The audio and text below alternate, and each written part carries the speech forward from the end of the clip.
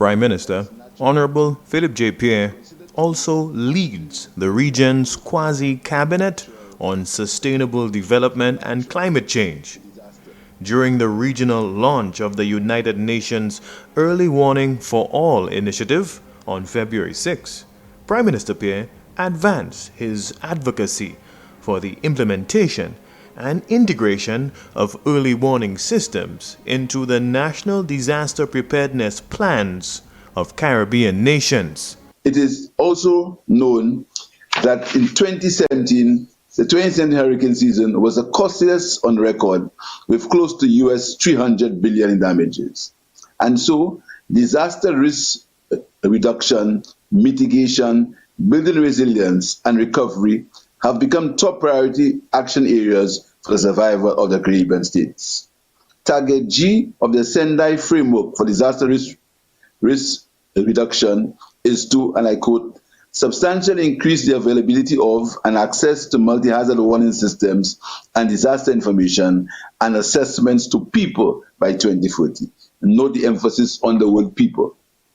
This is critical in the management of complex hazards, which are experienced by our Caribbean states and compounded by the negative impact of climate change. The UN General Secretary Early Warnings for All initiative of need focus on multi-hazards. This multi-hazard early warning system correctly places emphasis on the safety of people. Early warning systems do not only save lives, but also provide vast economic benefits.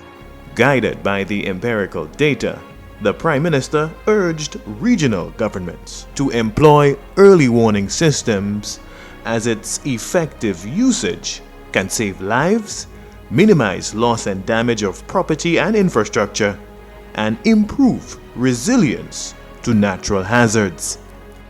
We are told by the WMO that just 24 hours notice of an impending hazardous event can cut the ensuing damage %. It is instructed global on losses of between 3 to 16 billion per annum.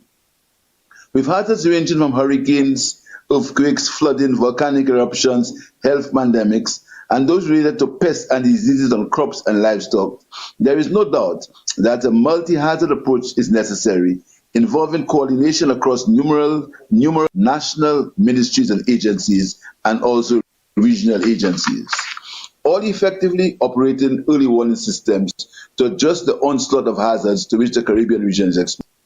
The Caribbean region must continue to implement measures to change our fortunes to become more resilient to natural disasters.